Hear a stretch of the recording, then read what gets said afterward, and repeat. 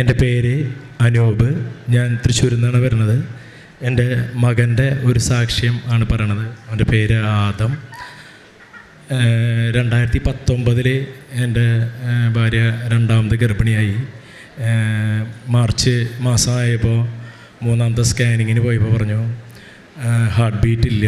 അപ്പോൾ ഒരുപക്ഷെ അത് അബോർട്ട് ചെയ്യണതായിരിക്കും നല്ലത്. അപ്പം നിങ്ങൾക്കത് സംസാരിച്ചിട്ട് നിങ്ങൾ ചോദിക്കി ഹസ്ബൻഡിനോട് പറയുക. അപ്പോൾ എൻ്റെ വൈഫ് പറഞ്ഞു നമ്മൾ അബോർട്ട് ചെയ്യണ കേസ് എൻ്റെ ഭർത്താവിനോട് ഞാൻ ആൾ സമ്മതിക്കില്ല, നമുക്ക് മുന്നോട്ട് പോവാം, അപ്പോൾ നമുക്ക് നോക്കാം എന്ന് പറഞ്ഞു. അപ്പം അങ്ങനെ നിങ്ങൾക്ക് ഉറപ്പുണ്ടെങ്കിൽ നിങ്ങൾ മുന്നോട്ട് പോക്കോ, കുഴപ്പമില്ല. അപ്പോൾ ഞാൻ വിചാരിച്ചു ചെറിയ ഹോസ്പിറ്റലിലാണ് ഞാൻ ആദ്യം കാണിച്ചത്. അപ്പോൾ ഇനിയിപ്പോൾ അവിടുത്തെ വല്ല ഇഷ്യൂസാണെന്ന് വിചാരിച്ചിട്ട് ഞാനിവനെ കുറച്ചുകൂടി വെയിറ്റ് ചെയ്തു. 5-ാം മാസമായപ്പോൾ ഹാർട്ട് ബീറ്റ് മാത്രമല്ല കിഡ്നിക്ക് വീക്കുണ്ട്. അപ്പോൾ നിങ്ങൾ എന്തായാലും ഈ കൊച്ചിനെ അബോർട്ട് ചെയ്യണതായിരിക്കും നല്ലത്. അല്ലെങ്കിൽ എന്താ കുഴപ്പമെന്ന് വെച്ച് കഴിഞ്ഞാൽ ഒരുപാട് പ്രശ്നങ്ങൾ ഉണ്ടാവാൻ സാധ്യതയുണ്ട്. നിങ്ങൾക്ക് താങ്ങാൻ പറ്റില്ല, അത് അത്രയും വലിയ ഇഷ്യൂസ് വരും എന്ന് പറഞ്ഞു. അപ്പോൾ ഞാൻ ആ സമയത്ത് എൻ്റെ മനസ്സിൽ വിചാരിച്ചു അബോർട്ട് ചെയ്യേണ്ട കാര്യത്തിനെക്കുറിച്ച് ഞാൻ ചിന്തിക്കുന്നില്ല, എന്തായാലും മുന്നോട്ട് പോകാം. അങ്ങനെ ഞാൻ 7-ാം മാസമാകുമ്പോഴേക്കും ഒരുപാട് കോംപ്ലിക്കേറ്റഡ് ആയി അവന്. കാരണം എന്താ വെച്ച് കഴിഞ്ഞാൽ കിഡ്നി വീക്കം, പിന്നെ അതുപോലെ തന്നെ ഉള്ളിൽ അയോട്ട എന്ന് പറഞ്ഞ ഒരു സംഭവം അത് ചുരുങ്ങിപ്പോയി. അപ്പോൾ ഡോക്ടർമാർ പറഞ്ഞു ഏകദേശം ഞാൻ ആ സമയമാകുമ്പോഴേക്കും ഒരു 5ഓളം ഡോക്ടേഴ്സിൻ്റെ അടുത്ത് പോയി അബോർട്ട് ചെയ്യണമെന്ന് പറഞ്ഞപ്പോഴും. അപ്പം അബോർട്ട് ചെയ്യാൻ 5ഓളം ഡോക്ടർമാർ പറഞ്ഞു ഇവനെ അബോർട്ട് ചെയ്യണതാണ് നല്ലത്. നമ്മുടെ കുടുംബത്തിൽ തന്നെ ഡോക്ടേഴ്സ് ഉണ്ട്, അപ്പോൾ അവർ ചെറിയ സപ്പോർട്ട് തന്നാലും പക്ഷേ സാധ്യത വേണ്ട. കാരണം എന്താ വെച്ച് കഴിഞ്ഞാൽ ഇത്രയും കോംപ്ലിക്കേറ്റഡ് അല്ല, ഹാർട്ട് ബീറ്റിന് കുഴപ്പം, കിഡ്നിക്ക് വീക്കം, പിന്നെ ഇപ്പോൾ അയോട്ടയ്ക്ക് പ്രശ്നം. അപ്പോൾ ഇനി ജനിക്കും തോറും എന്തൊക്കെ സംഭവിക്കുമെന്ന് പറയാൻ പറ്റില്ല. അപ്പം ഏറ്റവും വലിയ കേരളത്തിലെ അത്യാവശ്യം ഏറ്റവും നല്ല ഗൈനക്കിൻ്റെ അടുത്ത് തന്നെ ഞാൻ കൊണ്ടുപോയി നോക്കിയപ്പോഴും ആ ഡോക്ടർമാർ എന്നോട് പറഞ്ഞു ഞങ്ങൾക്ക് പറ്റില്ല, ഞങ്ങളുടെ ഹോസ്പിറ്റലും പ്രശ്നമാണ്, ചിലത് പുതിയ ഹോസ്പിറ്റലൊക്കെ ഉണ്ടായിരുന്നു. പറഞ്ഞു പറ്റില്ല, ഞങ്ങൾ വേണമെങ്കിൽ ഒരു കാര്യം ചെയ്യാം. എല്ലാ ഡോക്ടർമാരും പറഞ്ഞു ഇവിടെ പറ്റില്ല എന്ന് പറഞ്ഞിട്ടു. ലാസ്റ്റ് കണ്ട ഡോക്ടർ പറഞ്ഞു ജനിച്ചു കഴിഞ്ഞാൽ എത്രമാത്രം ഇഷ്യൂസ് ഉണ്ടെന്ന് നമുക്ക് ഇപ്പോൾ കണ്ടുപിടിക്കാൻ പറ്റില്ല, ഓരോ മാസം കഴിഞ്ഞവർക്ക് കൂടുതൽ പ്രശ്നങ്ങൾ വരുന്നത്. അപ്പോൾ നിങ്ങൾ അപ്പോഴേക്കും 7-ാം മാസം ആകുമ്പോഴേക്കും ഈ ഉള്ളിലെ വെള്ളത്തിൻ്റെ ഇത് കൂടി, അതായത് 18 മില്ലിമീറ്റർ വെള്ളം കൂടി. അപ്പോൾ പറഞ്ഞു ഇപ്പോൾ പ്രസവിക്കുമെന്ന് പറഞ്ഞു. ചിലപ്പോൾ പെട്ടെന്ന് തന്നെ പ്രസവം ഉണ്ടാകുമ്പോൾ പറയാൻ പറ്റില്ല എന്ന് പറഞ്ഞു. 18 മില്ലിമീറ്റർ എന്ന് പറയുമ്പോൾ അത് കൂടുതലാണ്. അപ്പോൾ അത് നിങ്ങൾ ഇപ്പോൾ തന്നെ അഡ്മിറ്റ് ആവണമെന്ന് പറഞ്ഞു. അങ്ങനെ ഞാനിപ്പോൾ യോഹന്നാൻ പ്രവാചകനോടൊക്കെ പ്രാർത്ഥിച്ചു, 4 അധ്യായം പ്രാർത്ഥിച്ചു. അത് കഴിഞ്ഞിട്ട് പിറ്റത്തെ ആഴ്ച നോക്കി കഴിഞ്ഞപ്പോഴും ഇവനെ നോർമലായി.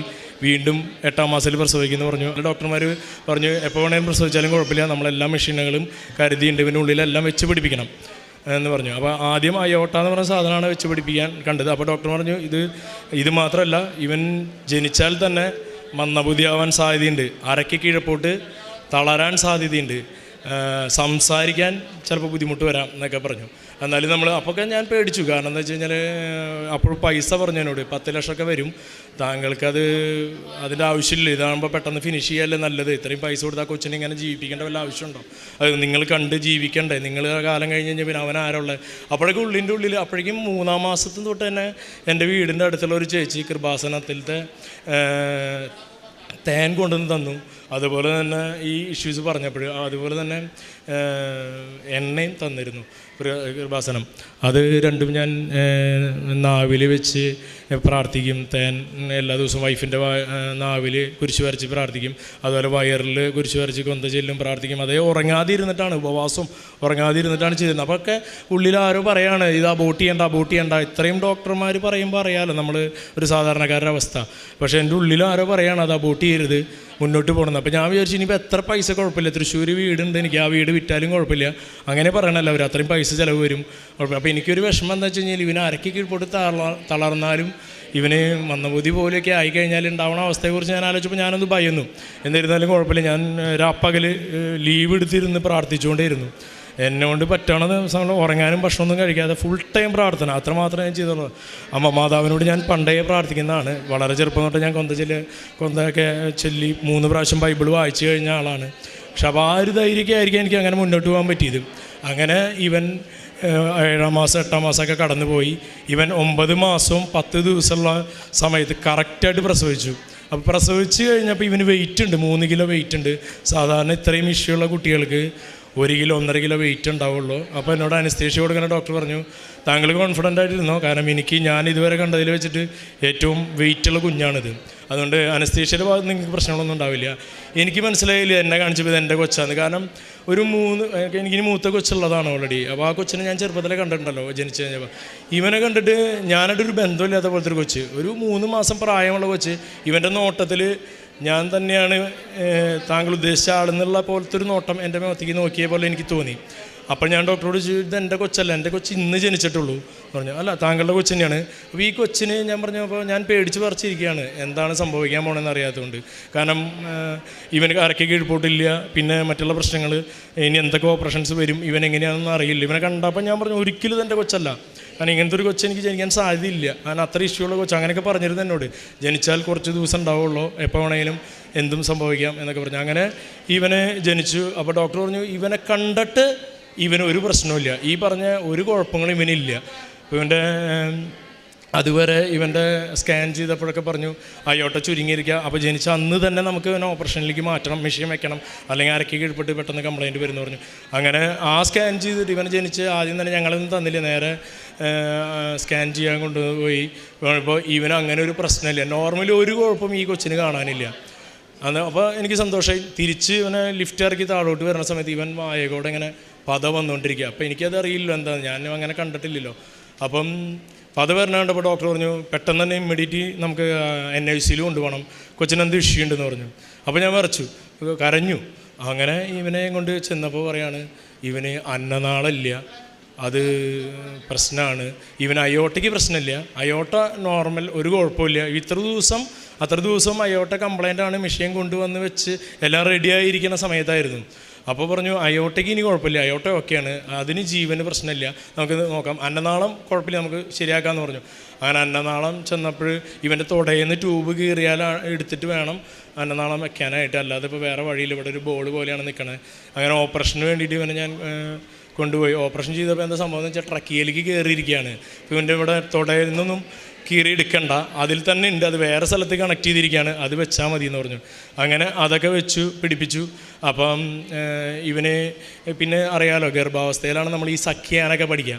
അപ്പോൾ ഇവന് സഖ്യാൻ അറിയില്ല, അപ്പോൾ ഇവന് ട്യൂബ് ഇടണം, അല്ലാതെ പറ്റില്ല എന്ന് പറഞ്ഞു. അങ്ങനെ ട്യൂബ് ഇട്ടു. 1 മാസം കഴിഞ്ഞു, ഇവന് ട്യൂബ് ഊരിയിട്ട് ഇവന് സഖ്യാൻ അറിയുന്നില്ല. അപ്പോൾ ഡോക്ടർമാർ പറഞ്ഞു, കുഴപ്പമില്ല, നമുക്കത് പിന്നീട് ഒരു 6 മാസത്തിനുള്ള അവൻ പഠിച്ചോളും, അത് പതുക്കെ ശരിയായിക്കോളും, നിങ്ങൾ ടെൻഷൻ അടിക്കണ്ട. 30 ദിവസത്തോളം NICU ICU ഇതെല്ലാം കവർ ചെയ്ത് പോയതാണ്, എല്ലാം കവർ ചെയ്ത് പോയതാണ്. അങ്ങനെ അത് കഴിഞ്ഞിട്ട് ഡിസ്ചാർജ് തരാമെന്ന് പറഞ്ഞു. ഡിസ്ചാർജ് തരാനായിട്ട് ആ 1 മാസക്കാലം നമ്മൾ 5 എക്കോ എടുത്തുവിനെ, 4 എക്കോ എടുത്തു. 5 എക്കോ എടുക്കുന്ന ഡോക്ടർ ആദ്യം നിർദ്ദേശിച്ചിരുന്നു. അത് കഴിഞ്ഞിട്ടാണ് നമുക്ക് ഡിസ്ചാർജ് തരുള്ളൂ. അപ്പം 4 എക്കോയിൽ ഇവൻ അയോട്ടയ്ക്ക് കുഴപ്പങ്ങളൊന്നുമില്ല, എല്ലാം ഓക്കെയാണ്.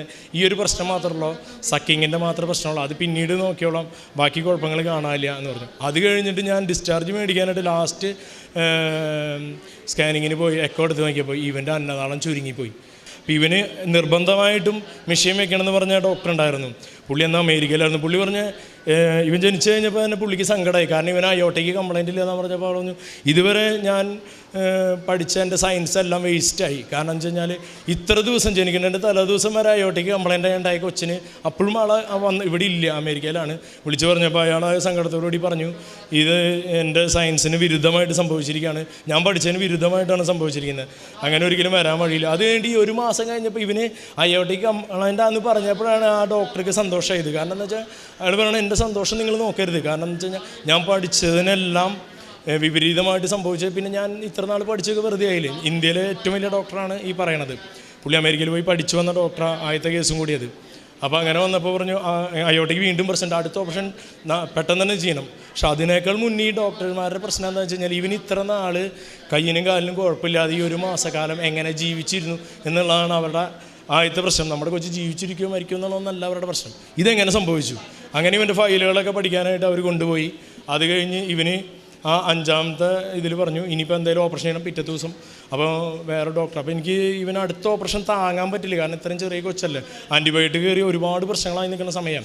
അപ്പോൾ എന്നോട് ഡോക്ടർ പറഞ്ഞു, പേടിക്കണ്ട, ഇവനെ ഞാൻ ശരിയാക്കി എടുക്കാൻ പറ്റും, എനിക്ക് കോൺഫിഡൻസ് ഉണ്ട്. അതൊരു ഈശോ പോലത്തെ ഒരാൾ, ഞാൻ പോയി കാണുമ്പോൾ ഡോക്ടറാന്ന് പറഞ്ഞിട്ട് ഞാൻ പോയി കാണുന്നത്, പക്ഷേ എനിക്ക് നോക്കുമ്പോൾ ഈശോ നിൽക്കണ പോലെ ഫീൽ ചെയ്തു ആളുടെ സംസാരത്തിൽ നിന്ന്. എനിക്ക് ഭയങ്കര ശക്തി കിട്ടി. അങ്ങനെ ഇവനെ ഓപ്പറേഷന് കൊണ്ടുപോയി. ഓപ്പറേഷൻ കഴിഞ്ഞ് പിന്നുണ്ടായ സംഭവങ്ങളെന്ന് പറഞ്ഞു കഴിഞ്ഞാൽ ഹാർട്ട് ഓപ്പറേഷൻ കഴിഞ്ഞപ്പോൾ ഇവന് ക്ലഫ്റ്റ് ഉണ്ടായി. അതായത് 1 കോടി കുട്ടികൾ ജനിക്കുമ്പോൾ ഉണ്ടാവുന്നൊരു സാധനമാണ് ക്ലഫ്റ്റ്. അതായത് ശ്വാസകോശത്തിൽ നിന്ന് ഇവിടെ ഒരു ഹോള്, അത് തന്നെ അടഞ്ഞു പോകാൻ സാധ്യതയുണ്ട്. അടഞ്ഞു പോയില്ലെങ്കിൽ ഓപ്പറേഷൻ വേണം. അങ്ങനെ ഒരു സംഭവം കണ്ടുപിടിച്ചിട്ടാണ് ഇവന് ഓപ്പറേഷന് കൊണ്ടുപോയി. ഇവന് കുഴപ്പമില്ല എന്ന് പറഞ്ഞ ഡോക്ടർ എന്നെ പെട്ടെന്ന് വിളിച്ചിട്ട് പറഞ്ഞു ഭയങ്കര കോംപ്ലിക്കേറ്റഡ് ആണ്, ഇനി വയറിൽ തുഴയിടണം അല്ലെങ്കിൽ ഇവിടെ തുഴയിടണം, ഇനി അതൊക്കെ കൊച്ചിന് താങ്ങാൻ പറ്റുന്നതല്ല. അപ്പോൾ എനിക്ക് മുന്നോട്ട് പോകാൻ പകുതി ചാൻസ് ഉള്ളൂ, നിങ്ങൾ എന്താ ചെയ്യണമെന്ന് വെച്ചപ്പോൾ എനിക്ക് അറിയില്ലല്ലോ എന്താ പറയേണ്ടത്. ഞാൻ പറഞ്ഞു നിങ്ങൾ ഡോക്ടർമാർ ഇഷ്ടംപോലെ ചെയ്യും, ഞാൻ വൈഫിനോട് ആരോടും പറയുന്നില്ല ഈ കാര്യങ്ങൾ. അങ്ങനെ ഞാൻ ഭയങ്കരമായിട്ട് പ്രാർത്ഥന മാത്രമായിരുന്നു ആ സമയത്ത്. അറിയാലോ, വേറൊരു ചിന്ത ഉണ്ടാവില്ല. നമ്മൾ കൊന്ത ചൊല്ലൽ തന്നെ കൊന്ത ചൊല്ലൽ അത് മാത്രമല്ല അറിയാനുള്ള ആ സമയത്ത്. അങ്ങനെ ഇഷ്ടംപോലെ കൊന്തകൾ ചൊല്ലിക്കൊണ്ടിരിക്കുന്ന സമയത്ത് ഡോക്ടർ വന്നിട്ട് എന്നോട് പറഞ്ഞു ഒരു പ്രശ്നം ഉണ്ടായില്ല, അവനെ ഇവിടെ ഓപ്പൺ ചെയ്തിട്ട് ആദ്യത്തെ ഓപ്പറേഷൻ ലെഫ്റ്റിൽ ഓപ്പൺ ചെയ്തു, രണ്ടാമത്തെ ഓപ്പറേഷൻ 1 മാസം കഴിഞ്ഞ് റൈറ്റിൽ ഓപ്പൺ ചെയ്തു. ഈ 2 ഓപ്പൺ ചെയ്തപ്പോഴും ഹോൾ ഇടണ്ട എന്ന് പറഞ്ഞു. പിന്നെ ഇവിടെ കീറണം എന്നൊക്കെ അവർ പറഞ്ഞു, നെഞ്ചുഭാഗം കീറണം എന്നൊക്കെ ആദ്യം പറഞ്ഞിരുന്നത്. പിന്നെ അതൊക്കെ വേണ്ടാന്ന് വെച്ചു. അത് ശരിക്കും ഇവൻ ജനിച്ചപ്പോൾ ഇവൻ്റെ ഉള്ളിലുണ്ടായിരുന്ന എല്ലാവർക്കും ഉള്ള പോലെ നല്ല ഭാഗം എന്ന് പറയുന്നത് ലിവർ മാത്രമേ ഉണ്ടായിരുന്നുള്ളൂ. ഇവർ ICUവിൽ സ്ഥലമില്ലാത്ത കാരണം, അത് പീഡിയാട്രിക് ICUവിൽ സ്ഥലമില്ലാത്ത കാരണം ഇവർ വലിയവരുടെ ICUവിൽ കൊണ്ടിട്ടുണ്ടായിരുന്നു ഇവനെ. കാരണം അവരും ഒരു പ്രത്യേക രീതിയിൽ ഇവനെ കണ്ടിരുന്നത്. അങ്ങനെ അവിടെ ആ നേഴ്സ് ഡോക്ടർ എഴുതിയപ്പോൾ തെറ്റിപ്പോയി, ഇവന് മരുന്ന് ഡോസ് കൂടിപ്പോയപ്പോൾ പറഞ്ഞു ലിവർ ഫങ്ഷൻ കംപ്ലൈൻ്റ് ആവാനുള്ള മരുന്നാണ് തെറ്റി കൊടുത്തത്. ഇനിയിപ്പോൾ നമുക്ക് കാത്തിരിക്കാനേ പറ്റുള്ളൂ. കൊച്ചിൻ്റെ അവസ്ഥ എന്താ അറിയില്ല. സീരിയസ് ആയെന്ന് പറഞ്ഞു കഴിഞ്ഞാൽ കൊച്ച് ഒരു ദിനം അവന് ശ്വാസം മുട്ടൽ എല്ലാം കൂടി ലാസ്റ്റ് എന്നോട് പറഞ്ഞു, ഒരു ദിവസം വിളിച്ചിട്ട് എന്നോട് പറഞ്ഞു ഇനി നാളെ ബോഡി ആയിട്ട് വാങ്ങണം, അറിയിക്കേണ്ടവരെ അറിയിച്ചോ, കൊച്ചിന് ഇനി നമുക്ക് കിട്ടൂല. കാരണം 80% വെൻറ്റിലേറ്ററിൻ്റെതായി. അപ്പോൾ ഇവന് ജനിച്ചപ്പോൾ ഉണ്ടായ പ്രശ്നം കൊണ്ടല്ല, ഇവന് തെറ്റി കൊടുത്ത മരുന്നിൻ്റെ പവർ കൂടിയിട്ട് ഇവന് ഇത്രയും കളറുണ്ടായിരുന്ന കൊച്ച് ആ സമയം വരെ ആയപ്പോഴും ഇവന് കറുത്ത കളറായി. അതായത് ഒരു തുണിയിൽ വിട്ടിട്ട് എൻ്റെ അടുത്ത് തന്നപ്പോൾ എനിക്ക് മനസ്സിലായില്ല, ഇത് കൊച്ചാന്ന് മനസ്സിലായില്ല. അതുപോലെ എൻ്റെ വീഡിയോ കാര്യങ്ങളൊക്കെ എൻ്റെ കയ്യിൽ ഇരിപ്പുണ്ട്. അപ്പം ഞാനാകെ പേടിച്ചു പോയി. അപ്പോൾ ഇനി പറഞ്ഞു എൻ്റെ രക്ഷയില്ല, ഒപ്പിട്ട് കൊടുക്കാൻ പറഞ്ഞു. രാത്രി 10 പറഞ്ഞു. അപ്പം തന്നെ രാത്രി 10 ഞാൻ ആദ്യം എൻ്റെ അമ്മേനെ വിളിച്ചു. അമ്മ ഇങ്ങനെ ഒരു സംഭവം ഉണ്ടെന്ന് പറഞ്ഞു. അപ്പോൾ അമ്മ പറഞ്ഞു ഞങ്ങളുടെ ജീവൻ എടുത്താലും കുഴപ്പമില്ല, ഇവൻ്റെ ജീവൻ. അങ്ങനെ പ്രാർത്ഥിച്ചു. അപ്പം തന്നെ പിന്നെ ഞാൻ കൃപാസനത്തിലേക്ക് വിളിച്ചു. കാരണം ഞാൻ ആ പഴയ ഓർമ്മയുണ്ടല്ലോ, എൻ്റെ ഇതിൻ്റെ വായിൽ തേൻ വരച്ചു കൊടുത്തതും പിന്നെ അമ്മയുടെ തൈലം വയറിൽ കുരിച്ച് വരച്ച് ആ പ്രാർത്ഥന വെച്ച് ഞാൻ അച്ഛനെ വിളിച്ചു. അച്ഛൻ പറഞ്ഞു പ്രാർത്ഥിക്കാമെന്ന് പറഞ്ഞു. അങ്ങനെ എന്നോട് 12 മണിയായപ്പോൾ എന്നോട് പറഞ്ഞു ഞങ്ങൾ വെൻറ്റിലേറ്ററിൽ നിന്ന് ഒരു സ്റ്റെറോയിഡ് കുത്തിവെക്കാൻ പോവുക, 99% കൊച്ച് മരിക്കാനാണ് സാധ്യത. അപ്പോൾ നിങ്ങൾ ഒപ്പിട്ട് തരാൻ പറഞ്ഞു. അപ്പോൾ ഞാൻ പറഞ്ഞു എൻ്റെ മകൻ്റെ മരണത്തിന് ഞാൻ തന്നെ ഒപ്പിട്ട് കൊടുക്കുന്ന ഒരു ഗതികേട്. ആ സമയത്ത് ഇങ്ങനെയൊന്നും അല്ലായിരുന്നു, എനിക്ക് സംസാരിക്കാനോ ഒന്നിനും പറ്റുന്ന, കയ്യും കാലൊക്കെ വരച്ചു പോയി, ഒന്നും ഇല്ലാതെയായി പോയി. ഞാനില്ലാത്ത സമയം വൈഫിനോട് പറയാൻ പറഞ്ഞു. 10:30 എന്നോട് പറഞ്ഞു 12 മണിക്ക് ഒന്ന് ഒപ്പിട്ട് കൊടുക്കണം എന്ന് പറഞ്ഞു. ഞാനിവിടുന്ന് റൂമിലേക്ക് ഒരു 10 അടിയുള്ളൂ, പക്ഷെ അവിടെ നിന്ന് എനിക്ക് മയിലുകൾ താണ്ടേണ്ട പോലെ തോന്നി, എൻ്റെ ശരീരമെല്ലാം വരച്ചു. അപ്പോൾ ഞാൻ ഈശോയോടും മാതാവിനോടും ഇങ്ങനെ പ്രാർത്ഥിച്ചു. ഞാൻ ചെറുപ്പം തൊട്ട് കൊന്തയും ബൈബിളൊക്കെ വായിക്കണതല്ലേ മാതാവേ, എൻ്റെ ഇതുവരെ 36 വയസ്സിൽ ഞാൻ ഇതുവരെ പ്രാർത്ഥിച്ച ഏതെങ്കിലും ഒരു പ്രാർത്ഥന അങ്ങേക്ക് ഇഷ്ടമായെങ്കിൽ ആ പ്രാർത്ഥന ഇന്ന് എടുക്കണം. ഞാൻ ഇതുവരെ ചെയ്ത ഒരുപാട് നന്മകളിൽ ഏതെങ്കിലും ആത്മാർത്ഥമായിട്ടൊരു നന്മ ഞാൻ ചെയ്തെന്ന് അങ്ങേക്ക് തോന്നുകയാണെങ്കിൽ അതും ഈ സമയത്ത് എൻ്റെ മകന് കൂട്ടായിട്ടിരിക്കണേ എന്ന് വെച്ച് ഞാൻ പ്രാർത്ഥിച്ചു. അപ്പോൾ ഞാൻ പിന്നീട് ഞാൻ ഉപ്പിടാനായിട്ട് വരാൻ പറഞ്ഞിട്ട് എന്നെ 2ാമത് വിളിച്ചപ്പോൾ എനിക്ക് വരാൻ പറ്റുന്നില്ല. വൈഫിനോട് പറയണം, ഞാൻ വൈഫിനോട് പറഞ്ഞു. അപ്പോൾ പറഞ്ഞു ഇനിയിപ്പോൾ നിങ്ങളുടെ കാത്തു നിൽക്കാൻ സമയമില്ല, ഞങ്ങൾ സ്റ്റെറോയിഡ് കുത്തിവെക്കുകയാണ്, 12 മണിക്കാണ് സ്റ്റെറോയിഡ് കുത്തുക, നിങ്ങൾ അറിയിക്കേണ്ടവരെ അറിയിച്ചോ, കാരണം വെച്ചാൽ സാധ്യത ഇല്ലാത്തതുകൊണ്ടാണ് ഞങ്ങൾ അങ്ങനെ പറയണമെന്ന് പറഞ്ഞു. ഞാൻ വൈഫിനോട് ഇങ്ങനെ പതുക്കെ പറഞ്ഞു. ഇതിനിടയിൽ വേറൊരു സംഭവം എന്ന് വെച്ച് കഴിഞ്ഞാൽ ഇവൻ്റെ ജീവൻ രക്ഷിക്കാനായിട്ട് ഈ തൃശ്ശൂർ ഇതൊക്കെ ഉണ്ട്, ചാത്തൻ സേവ കാര്യങ്ങൾ. അവിടെ നിന്ന് ഒരാളെന്നോട് നിരന്തരമായിട്ട് ഒരാഴ്ച മുന്നേ ഇവൻ്റെ 2ാമത്തെ ഓപ്പറേഷൻ കഴിഞ്ഞപ്പോൾ തൊട്ട് പറഞ്ഞു തുടങ്ങി ഇവനെ 8 ലക്ഷം ഉറുപ്പ്യ തരാം, നിങ്ങൾ കൊച്ചിനെ കൊണ്ടുപോകാം. അപ്പോൾ എനിക്കത് അറിയില്ല എന്തിനാ അവർ കൊണ്ടുവരാൻ. 8 ലക്ഷം ഉറുപ്പ്യ വന്നു കഴിഞ്ഞാൽ 8 ലക്ഷം ഉറുപ്പ്യം തരാം, ഇവനെയും കൊണ്ടുപോകാം, ഞങ്ങൾ ഇവനെ ശരിയാക്കി തരാമെന്ന് പറഞ്ഞു. അപ്പോൾ ഞാൻ ആ ആളോട് ഈ സംഭവം ഉണ്ടാവണേക്കെ ഒരു ദിവസം മുന്നേ പറഞ്ഞു, തലേദിവസം പറഞ്ഞു, അതായത് എനിക്ക് പിശാചിൻ്റെ കൊച്ചിനെ വേണ്ട, എനിക്ക് ദൈവത്തിൻ്റെ കൊച്ചനെങ്കിൽ മാത്രം എനിക്ക് കിട്ടിയാൽ മതി. ഞാൻ അപ്പൻ്റെ അവസ്ഥ അറിയാലോ ആ സമയത്ത്. അങ്ങനെ ഞാൻ അവരോട് പറഞ്ഞു. അന്ന് അത് പിന്നെ എന്നെ വിളിച്ചിട്ടില്ല അവർ. അതോട് വിളി കഴിഞ്ഞു. പിറ്റേ ദിവസമാണ് ഈ സംഭവം ഉണ്ടാവുന്നത്, കൊച്ചു മരിക്കുമെന്ന് പറയണത്. അപ്പം ഓട്ടോമാറ്റിക്കായിട്ട് എൻ്റെ മനസ്സിൽ തോന്നി ദൈവമേ, ഒരു ഞാൻ ഇത്രയും സ്ട്രോങ് ആയി നിന്ന് ഇത്രയും ഇതായി നിന്ന് ഇത്രയും കാലം ഞാൻ ഉപവസിച്ച് പ്രാർത്ഥിച്ച് ഈ 13-ാമത്തെ ദിവസം തൊട്ട് 3 പ്രാവശ്യം ഓരോ ദിവസവും ഓരോ അധ്യായം വായിച്ച് ബൈബിൾ തീർത്ത് എൻ്റെ ഗതികേട് ഇങ്ങനെയായി. പക്ഷെ അപ്പോഴും എനിക്ക് ദൈവത്തോട് ഞാനൊന്നും പറഞ്ഞില്ല. കാരണം എന്ന് വെച്ച് കഴിഞ്ഞാൽ അത് ശരിയാവുമെന്ന് മാത്രം വിചാരിച്ചു. അങ്ങനെ സ്റ്റെറോയിഡ് കൊടുത്തു. അപ്പോൾ പിന്നെ ഇവർ എന്നോടൊന്നും പറയുന്നില്ല. ഞാൻ എനിക്ക് മനസ്സിലായി കൊച്ചു പോയി. അതുകൊണ്ടാണല്ലോ ഇവർ പറയുന്നത് അതുവരെ ആ പൈസ അടയ്ക്കുക ഈ പൈസ അടയ്ക്കുക. അപ്പോഴേക്കും 10-15 ലക്ഷം അടയ്ക്കണം. നമ്മൾ ഓരോ ഈ സമയത്തും പൈസ അടച്ചാൽ മാത്രമേ ഇവർ ചെയ്യുള്ളൂ കാര്യങ്ങൾ. അതങ്ങനെയാണല്ലോ ഏത് ഹോസ്പിറ്റലാണെങ്കിലും. അങ്ങനെ പിന്നെ എന്നെ വിളിക്കുന്നില്ല. വിളിക്കാതെ ആയി കഴിഞ്ഞപ്പോൾ എനിക്ക് സങ്കടമായി. എൻ്റെ കൊച്ചിന് എന്തോ സംഭവിച്ചു. ലാസ്റ്റ് 5:30 ആയപ്പോൾ എന്നോട് ഒരു ഡോക്ടർ വന്നിട്ട് പറഞ്ഞു എന്ത് സംഭവിച്ചതെന്നറിയില്ല, അവന് സ്റ്റെറോയിഡ് അടിച്ച് 12 മണി കഴിഞ്ഞപ്പോൾ 3 മണിയായപ്പോൾ നമ്മൾ വെൻറ്റിലേറ്റർ ഊരാൻ വേണ്ടി നിൽക്കുന്ന സമയത്ത് 80% എന്നുള്ളത് 79%, അതായത് 1% കൂടി ഇവന് ശ്വാസം എടുക്കാൻ പറ്റുന്നുണ്ട്. അതായത് ഒരു ശതമാനത്തിൻ്റെ വ്യത്യാസം വന്നിട്ടുണ്ട്. അപ്പോൾ നമുക്കൊരു കാര്യം ചെയ്യാം, ഒരു 3 മണിക്കൂർ കൂടി നോക്കട്ടെ എന്ന് വിചാരിച്ചിട്ട് ഞങ്ങൾ നിൽക്കണമെന്ന് പറഞ്ഞാൽ. പിന്നെ ഒരു 11 മണിയായപ്പോൾ അത്രയും നേരം ഞാൻ അവിടെ നിന്ന് 11 മണിയായപ്പോൾ എന്നോട് ഡോക്ടർ പറഞ്ഞു എങ്ങനെയാണെന്ന് അറിയില്ല, നമുക്ക് ഇത് 30% വെൻറ്റിലേറ്ററിൻ്റെ സഹായം മതി, 70% അവൻ കവർ ചെയ്തു എന്ന് പറഞ്ഞു എന്നോട്. അപ്പോൾ എനിക്കത് വല്ലാത്തൊരു സന്തോഷമായി. ഇത്രയും ഞാൻ കാത്തിരുന്നതിന് അങ്ങനെ ഒരു സംഭവം ഉണ്ടായല്ലോ.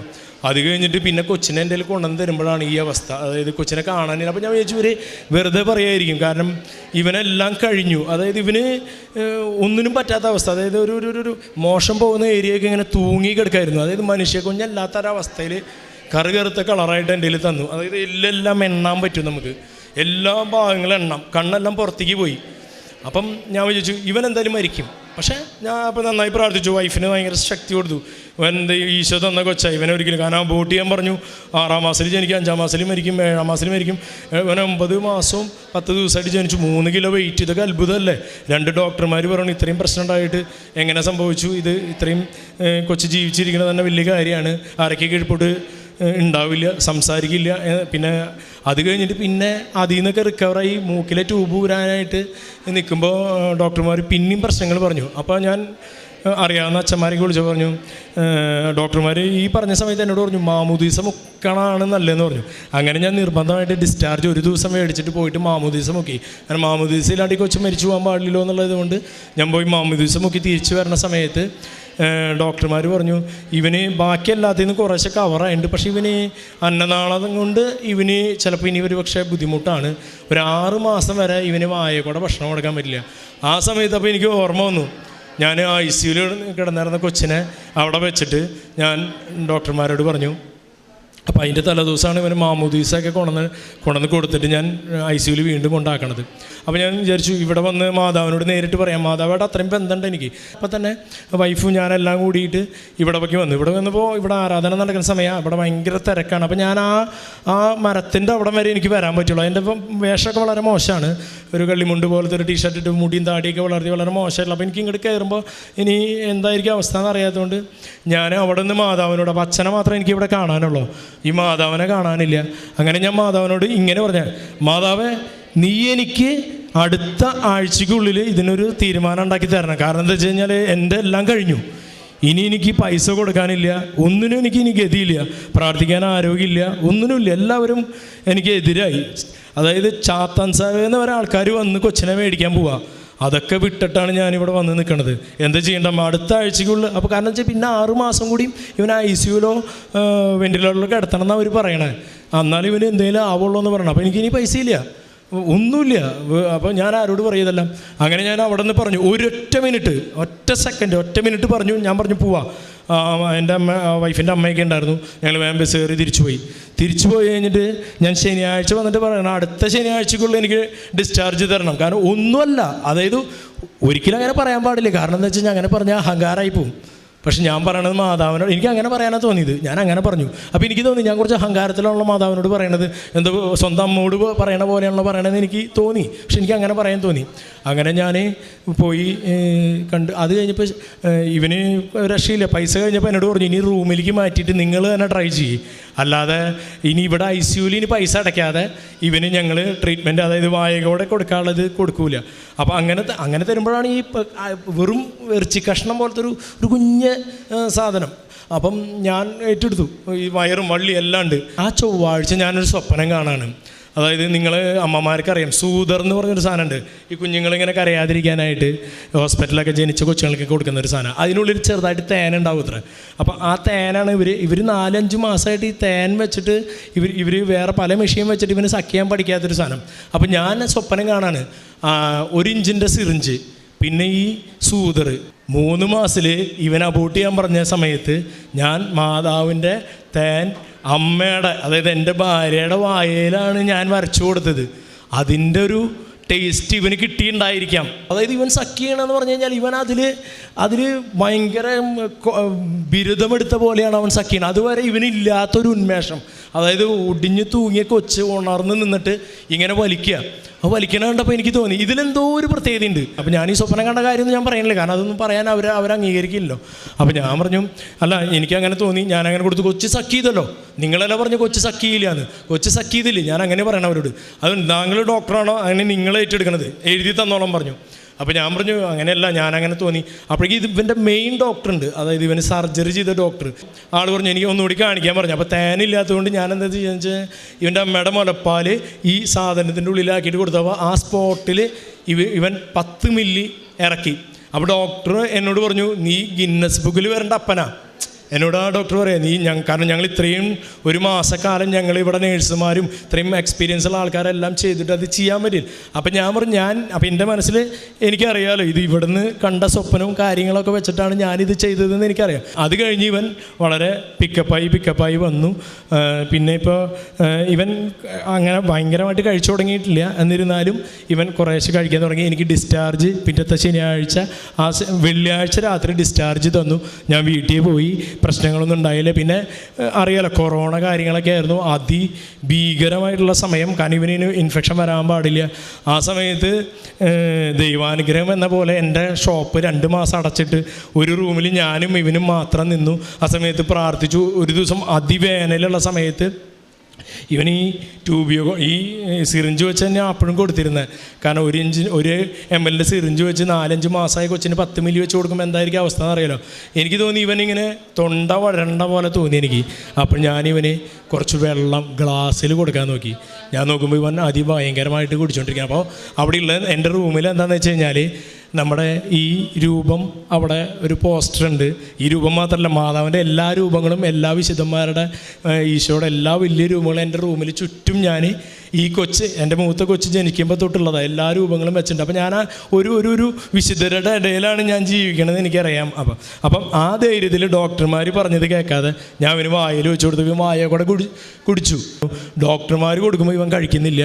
അങ്ങനെ വീണ്ടും എന്നോട് കൊടുക്കാൻ പറഞ്ഞു. അപ്പം ഡോക്ടർ കൊടുക്കുമ്പോൾ ഇവൻ കഴിക്കില്ല. ഞാൻ കൊടുത്തു കഴിഞ്ഞാൽ ഇവൻ വായ കൂടെ സഖ്യം.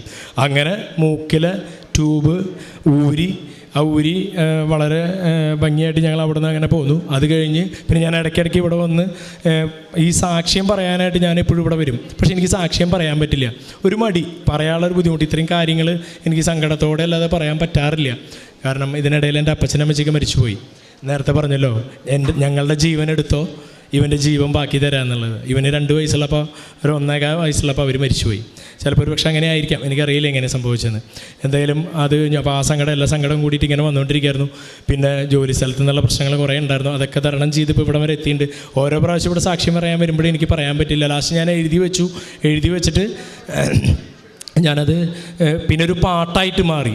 അത് പാട്ടായി, ആ എഴുതി വെച്ചത് ഒരു പാട്ടായിട്ട് മാറി. ആ പാട്ട് ഇപ്പോൾ യൂട്യൂബിലുണ്ട്, കെസ്റ്ററിനെ കൊണ്ട് പാടിച്ചു. പിതാവും പുത്രൻ എന്നുള്ളൊരു പേരിൽ അത് ഇറങ്ങിയിട്ടുണ്ട്. അപ്പം സാക്ഷ്യം പറയാതെ ഞാൻ ഇങ്ങനെ വരും തോറും എനിക്ക് മനസ്സിൽ ഭയങ്കര വിഷമമുണ്ടായിരുന്നു. എന്തുകൊണ്ടാണ്? അത് കഴിഞ്ഞ് എൻ്റെ വൈഫ് കഴിഞ്ഞ കൊല്ലം കാനഡയ്ക്ക് പോയി, 3ാമതൊരു കൊച്ചുണ്ടായി. അവന് ഈ ഇഷ്യൂസൊക്കെ പറഞ്ഞതാണ്, പക്ഷേ ആ ഇഷ്യൂസൊന്നും ഉണ്ടായില്ല. അത് ദൈവത്തിൻ്റെ അനുഗ്രഹം കൊണ്ട് തന്നെ അവന് ഇതൊക്കെ ഒരുപാട് ഡോക്ടർ പറഞ്ഞ 3ാമതൊരു കൊച്ചിന് സാധ്യതയില്ല, ഇനി പ്രസവിക്കാൻ പാടില്ല. 3.5 കൊല്ലം കഴിഞ്ഞപ്പോൾ ഗർഭിണിയായി, പ്രസവിച്ചു. അവനൊരു പ്രശ്നമില്ല, ആ കൊച്ചുകൂടെ ഇപ്പോൾ കൊണ്ടുവന്നിട്ടുണ്ട്. അപ്പം അതൊക്കെ കഴിഞ്ഞിപ്പോൾ വൈഫ് കാനഡയിൽ പോയി. അപ്പോൾ ഞങ്ങളുടെ വിസ കൊടുത്ത് വിസ കഴിഞ്ഞ ആഴ്ച റിജക്ഷനായി. അപ്പോൾ നവംബറിൽ കൊടുത്ത വിസയാണ്. റിജക്ഷനായി കഴിഞ്ഞപ്പോൾ എൻ്റെ മനസ്സിൽ ആദ്യം തോന്നിയത് എന്താ വെച്ച് കഴിഞ്ഞാൽ ഇവിടെ ഉടമ്പടി എടുക്കണം എന്നാണ്. വേറെ ഒന്നും തോന്നിയില്ല. വിസ പോയാലൊന്നും വിഷമം ഉണ്ടായില്ല.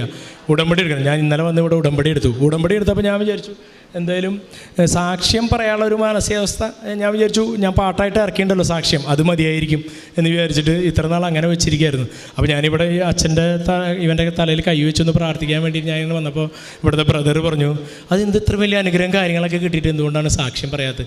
അപ്പോൾ ഞാൻ പറഞ്ഞു, എനിക്ക് ആഗ്രഹമുണ്ട് സാക്ഷ്യം പറയാനായിട്ട്, പക്ഷേ എനിക്ക് എപ്പോഴും പറയാൻ പറ്റാറില്ല. അങ്ങനെയാണ് ഞാനിങ്ങനെ കാര്യങ്ങളൊക്കെ വന്നത്. അപ്പോൾ പറഞ്ഞു എന്തായാലും സ്മാർട്ടായിട്ട് പറയുമോ ഇല്ലേ? ഞാൻ പറഞ്ഞു ഞാൻ ശ്രമിക്കുന്ന നോക്കാം. അപ്പോൾ എത്രമാത്രം നിങ്ങൾക്ക് മനസ്സിലായിട്ടുണ്ടോയെന്ന് അറിയില്ല എൻ്റെ അന്നത്തെ ആ വേദനയും കാര്യങ്ങളൊക്കെ.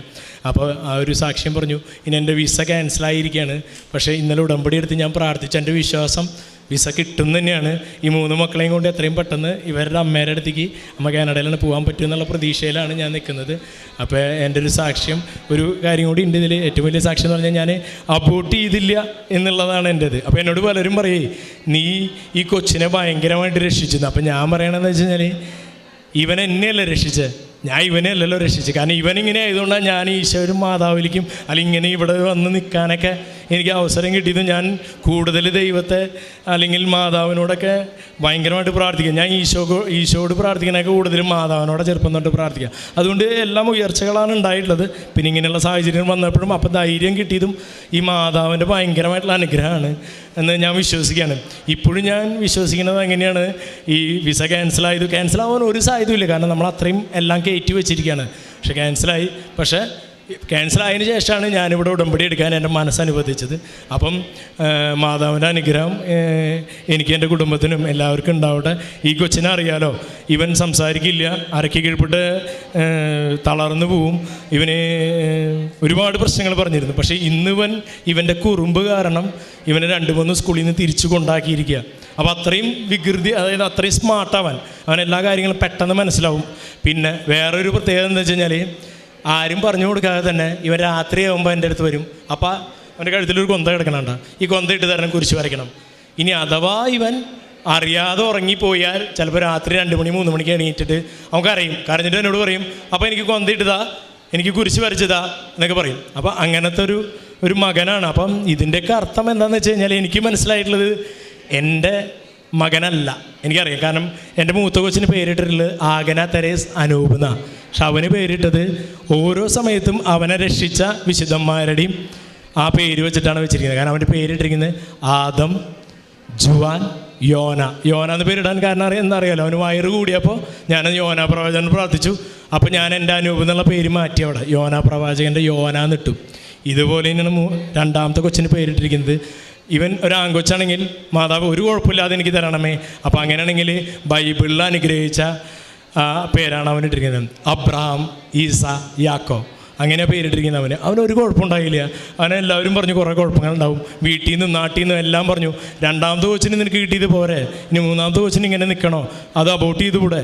അപ്പോൾ ഞാൻ പറഞ്ഞു അത് പറ്റില്ല, ഒരാൾ ഇത്രയും റിസ്ക് എടുത്ത് ചെയ്യാതെ വന്നിട്ട് അവൻ ഇപ്പോൾ 5 വയസ്സാവനെ പോണേ, ജീവിച്ചിരിക്കണ്ടല്ലോ അവൻ. അതും വളരെ ഭംഗിയായിട്ട് ഈ 3 കൊച്ചുങ്ങളിൽ ഏറ്റവും സ്മാർട്ടായിട്ട് എല്ലാ കാര്യങ്ങളും ചെയ്യുന്നതും ഏറ്റവും എല്ലാവരോടും സ്നേഹവും എല്ലാം കാണിക്കുന്നത് അവനാണ്. അപ്പം ആ മാതാവിനോട് ഞാൻ എങ്ങനെയാണോ പ്രാർത്ഥിച്ചത് അതിൻ്റെ ഒരു 3 ഇരട്ടി സ്നേഹം അവനെ ആ കൊന്തോടുണ്ട്. മാതാവിൻ്റെ കാര്യം അവൻ അറിയാതെയാണെന്ന് അറിയില്ല, അവന് ഈശോനെ ഇഷ്ടമാണ്. അങ്ങനെയൊക്കെ ഇപ്പം നിന്ന് എൻ്റെ ജീവിതം ഇവിടം വരെ എത്തി, ഈ സാക്ഷ്യം വരെ എത്തി. ഇതിൽ കൂടുതൽ എനിക്ക് പറഞ്ഞു തരാൻ അറിയില്ല, ഞാൻ ഉണ്ടായ കാര്യങ്ങളാണ് പറഞ്ഞിരിക്കുന്നത്. ഈശോയ്ക്കും മാതാവിനും എപ്പോഴും ഏത് സമയത്തും ഞാൻ നന്ദി പറഞ്ഞുകൊണ്ടിരിക്കും. എത്ര സങ്കടം വന്നാലും എന്ത് സംഭവിച്ചാലും ഞാൻ എപ്പോഴും പറയാറുണ്ട്. വീണ്ടും ഞാൻ ഈ വേളയിലും അത് തന്നെ പറഞ്ഞുകൊണ്ടിരിക്കുക, അമ്മ മാതാവ്. ഞാൻ നന്മ നിറഞ്ഞ മറിയമേ എന്ന പ്രാർത്ഥന ചെല്ലണത് അമ്മ എന്നാണ് പറയുന്നത് അവിടെ. അത് എപ്പോഴും എൻ്റെ മനസ്സിൽ വന്ന വർഷങ്ങളായിട്ട് വന്നാലും ഒരു ഏറ്റവും സന്തോഷമുള്ള കാലഘട്ടത്തിൽ എനിക്ക് നന്മ നിറഞ്ഞ മറിയമേ സ്വസ്തി അങ്ങനെ പറയാൻ അറിയില്ല. അമ്മ എന്ന് അവിടെ വെക്കാൻ പറ്റുള്ളൂ. നന്മ നിറഞ്ഞ നീ എന്നൊന്നും പറയാറിയില്ല, എനിക്ക് പറയാൻ പറ്റില്ല. അവിടെ അമ്മ എന്നാണ് പറയുക. ഇപ്പം ഞാൻ അമ്മ മാതാവ് എന്നാണ് വിളിക്കുന്നത്, കാരണം അപ്പനും ഇല്ല അമ്മയും ഇല്ല എനിക്ക് പറയാലോ. അപ്പോൾ അങ്ങനത്തെ ഒരു അവസ്ഥയിലാണ്. അതായത് നന്മ നിറഞ്ഞ മറിയമേ സ്വസ്തി കർത്താവ് മേരോടെ. അപ്പോൾ ഇവിടെ എല്ലാം അമ്മ എന്നാ പറയാൻ പറ്റണുള്ളൂ, മാറ്റി പറയാൻ അറിയില്ല. എന്തുകൊണ്ടാണെന്ന് എനിക്കറിയില്ല. അപ്പം നന്ദി എപ്പോഴും പറഞ്ഞുകൊണ്ടിരിക്കുന്നുണ്ട്. എത്ര സങ്കടം വന്നാലും ഞാൻ നന്ദി പറഞ്ഞുകൊണ്ടിരിക്കും.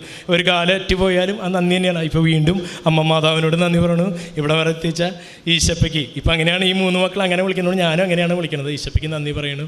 പിന്നെ എൻ്റെ സാക്ഷ്യം നിങ്ങൾക്ക് എത്രമാത്രം മനസ്സിലായെന്ന് എനിക്കറിയില്ല. എന്നെ കൊണ്ട് പറ്റാവുന്ന രീതിയിൽ ഞാൻ മനസ്സിലാക്കാൻ ശ്രമിച്ചിട്ടുണ്ട്.